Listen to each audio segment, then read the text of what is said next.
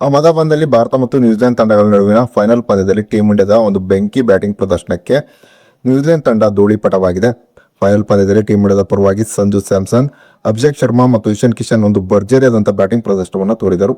ಹೀಗೆ team India final ಪಂದ್ಯದಲ್ಲಿ ಒಂದು ಭರ್ಜರಿಯಾದಂತಹ ಬ್ಯಾಟಿಂಗ್ ಪ್ರದರ್ಶನವನ್ನು ತೋರುವುದರ ಮೂಲಕ ಯಾವ್ಯಾವ ದಾಖಲೆಗಳನ್ನ ನಿರ್ಮಿಸಿದೆ ಎಂಬುದರ ಕಂಪ್ಲೀಟ್ ಡೀಟೇಲ್ಸ್ ಅನ್ನ ಈ ವಿಡಿಯೋದಲ್ಲಿ ನಾವು ನಿಮ್ಮ ಜೊತೆ ಶೇರ್ ಮಾಡಲಿದ್ದೇವೆ. ಈ ಸುದ್ದಿಯ ಡೀಟೇಲ್ಸ್ ಅನ್ನ ಕೊಡುವುದಕ್ಕಿಂತ ಮುಂಚೆ ನೀವು ಟೀಂ ಇಂಡಿಯಾದ ಅಭಿಮಾನಿಗಳಾಗಿದ್ದಲ್ಲಿ ಈ ವಿಡಿಯೋಕ್ಕೊಂದು ಲೈಕ್ ಮಾಡಿ. ಹಾಗೆಯೇ ಟೀಂ ಇಂಡಿಯಾದಲ್ಲಿ ನಿಮಗೆ ಯಾವ ಆಟಗಾರ ತುಂಬಾ ಇಷ್ಟ ಎಂಬ ನಿಮ್ಮ ಅನಿಸಿಕೆಯನ್ನ ತಪ್ಪದೇ ಕಮೆಂಟ್ ಬಾಕ್ಸ್ ಅಲ್ಲಿ ತಿಳಿಸಿ ಕೂಡ. ಅಹಮದಾಬಾದ್ನಲ್ಲಿ ಭಾರತ ಮತ್ತು ನ್ಯೂಜಿಲೆಂಡ್ ತಂಡಗಳ ನಡುವಿನ ಫೈನಲ್ ಪಂದ್ಯದಲ್ಲಿ ಟಾಸ್ ಅನ್ನ ಗೆದ್ದಂತ ನ್ಯೂಜಿಲೆಂಡ್ ಮೊದಲು ಫೀಲ್ಡಿಂಗ್ ಅನ್ನ ಆಯ್ಕೆ ಮಾಡಿಕೊಟ್ಟಿತು. ಇನ್ನು ಟಾಸ್ ಸೋತು ಮೊದಲು ಬ್ಯಾಟಿಂಗ್ ಇಳಿದಂತ ಭಾರತ ಒಂದು ಭರ್ಜರಿಯಾದಂತಹ ಆರಂಭವನ್ನು ಪಡೆಯಿತು. ಟೀಂ ಇಂಡಿಯಾಕ್ಕೆ ಸಂಜು ಸ್ಯಾಮ್ಸನ್ ಮತ್ತು ಅಭಿಷೇಕ್ ಶರ್ಮಾ ಒಂದು ಭರ್ಜರಿಯಾದಂತಹ ಆರಂಭವನ್ನು ನೀಡಿದರು. ಪವರ್ ಪ್ಲೇ ನಲ್ಲಿ ಈ ಭರ್ಜರಿ ಜೋಡಿ 92 ರನ್ಗಳನ್ನ ಕಲೆ ಹಾಕಿತು.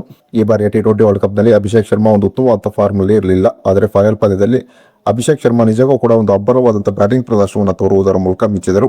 ಅಭಿಷೇಕ್ ಶರ್ಮಾ 21 ಎಸೆತದಲ್ಲಿ 52 ರನ್ ಅನ್ನು ಹೊಡೆದರು. ಇದರಲ್ಲಿ 6 4 ಮತ್ತು 3 ಭರ್ಜರಿ ಸಿಕ್ಸರ್ ಸೇರಿತ್ತು. ಇನ್ನು Abhishek Sharma T20 world cup ನ ಫೈನಲ್ ಪಂದ್ಯದಲ್ಲಿ ಕೇವಲ 18 ಎಸೆತದಲ್ಲಿ ತಮ್ಮ ಅರ್ಧಶತಕವನ್ನು ಪೂರ್ಣಗೊಳಿಸುವುದರ ಮೂಲಕ ಈ ಬಾರಿಯ ಟಿ20 ವರ್ಲ್ಡ್ ಕಪ್ ನಲ್ಲಿ ಅತಿ ವೇಗವಾಗಿ ಅರ್ಧಶತಕ ಸಿಡಿಸಿದ ಆಟಗಾರನೆಂಬ ದಾಖಲೆಯನ್ನ ಅಭಿಷೇಕ್ ಶರ್ಮಾ ನಿರ್ಮಿಸಿದರು. ಇದರ ಜೊತೆಗೆ ಟಿ20 ವರ್ಲ್ಡ್ ಕಪ್ ನ ಫೈನಲ್ ಇತಿಹಾಸದಲ್ಲಿ ಅತಿ ವೇಗವಾಗಿ ಅರ್ಧಶತಕ ಸಿಡಿಸಿದ ಆಟಗಾರನೆಂಬ ದಾಖಲೆಯನ್ನು ಕೂಡ ಅಭಿಷೇಕ್ ಶರ್ಮಾ ನಿರ್ಮಿಸಿದರು. ಇನ್ನು ಸಂಜು ಸ್ಯಾಮ್ಸನ್ ಕೂಡ ನ್ಯೂಜಿಲೆಂಡ್ ಎದುರಿನ ಪಂದ್ಯದಲ್ಲಿ ಒಂದು ಅಬ್ಬರವಾದಂತಹ ಬ್ಯಾಟಿಂಗ್ ಪ್ರದರ್ಶನವನ್ನು ತೋರಿದರು. ಸಂಜು ಸ್ಯಾಮ್ಸನ್ ಕೇವಲ 46 ಎಸೆತದಲ್ಲಿ 89 ರನ್ ಹೊಡೆದರು. ಇದರಲ್ಲಿ 5 4 ಮತ್ತು 8 ಭರ್ಜರಿ ಸಿಕ್ಸರ್ ಸೇರಿತ್ತು. ಸಂಜು ಸ್ಯಾಮ್ಸನ್ ಬ್ಯಾಟಿಂಗ್ ಮಾಡುತ್ತಿದ್ದಂತಹ ರೀತಿಯನ್ನು ನೋಡಿದರೆ ಖಂಡಿತವಾಗಿಯೂ ಸಂಜು ಸ್ಯಾಮ್ಸನ್ ಫೈನಲ್ ಅಲ್ಲಿ ಶತಕವನ್ನು ಸಿಡಿಸುವುದರ ಮೂಲಕ ಇತಿಹಾಸ ನಿರ್ಮಿಸಬಹುದೆಂಬ ದೊಡ್ಡ ನಿರೀಕ್ಷೆಯಲ್ಲಿ ಟೀಂ ಇಂಡಿಯಾದ ಅಭಿಮಾನಿಗಳಿದ್ದರು. ಆದರೆ ಸಂಜು ಸ್ಯಾಮ್ಸನ್ ಮತ್ತೊಮ್ಮೆ 89 ರನ್ಗಳಿಗೆ ಔಟ್ ಆಗುವುದರ ಮೂಲಕ ನೆರೆದಿದ್ದ ಪ್ರೇಕ್ಷಕರಿಗೆ ಸ್ವಲ್ಪ ಮಟ್ಟಿಗೆ ನಿರಾಸೆಯನ್ನು ಮೂಡಿಸಿದರು ಅಂತಾನೆ ಹೇಳಬಹುದಾಗಿದೆ. ಸಂಜು ಸ್ಯಾಮ್ಸನ್ ಫೈನಲ್ ಪಂದ್ಯದಲ್ಲಿ 89 ರನ್ಗಳನ್ನ ಹೊಡೆಯುವುದರ ಮೂಲಕ ಫೈನಲ್ ಅಲ್ಲಿ ಹೈಯೆಸ್ಟ್ ಸ್ಕೋರ್ ಅನ್ನು ಕಲೆ ಹಾಕಿದ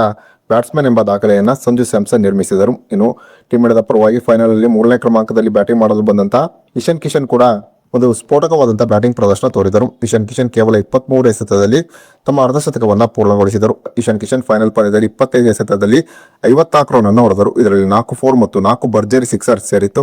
ಹೀಗೆ ಸಂಜು ಸ್ಯಾಮ್ಸನ್, ಅಭಿಷೇಕ್ ಶರ್ಮಾ ಮತ್ತು ಇಶಾನ್ ಕಿಶನ್ ಆಡಿದಂತಹ ಒಂದು ಸ್ಫೋಟಕವಾದಂತಹ ಬ್ಯಾಟಿಂಗ್ ಪ್ರದರ್ಶನದಿಂದಾಗಿ ಟೀಂ ಇಂಡಿಯಾ ನ್ಯೂಜಿಲೆಂಡ್ ಎದುರು ಫೈನಲ್ ಅಲ್ಲಿ ಒಂದು ಬೃಹತ್ ಮೊತ್ತವನ್ನ ಕಲೆ ಹಾಕಿತು ಅಂತಾನೆ ಹೇಳಬಹುದಾಗಿದೆ. ಇನ್ನು ಫೈನಲ್ ಪಂದ್ಯದಲ್ಲಿ ಸಂಜು ಸ್ಯಾಮ್ಸನ್, ಅಭಿಷೇಕ್ ಶರ್ಮಾ ಮತ್ತು ಇಶಾನ್ ಕಿಶನ್ ತೋರಿದಂತಹ ಒಂದು ಸ್ಫೋಟಕ ಬ್ಯಾಟಿಂಗ್ ಪ್ರದರ್ಶನದ ಬಗ್ಗೆ ನಿಮ್ಮ ಅನಿಸಿಕೆ ಅಭಿಪ್ರಾಯವನ್ನ ತಪ್ಪದೇ ಕಮೆಂಟ್ ಬಾಕ್ಸ್ ಅಲ್ಲಿ ತಿಳಿಸಿ.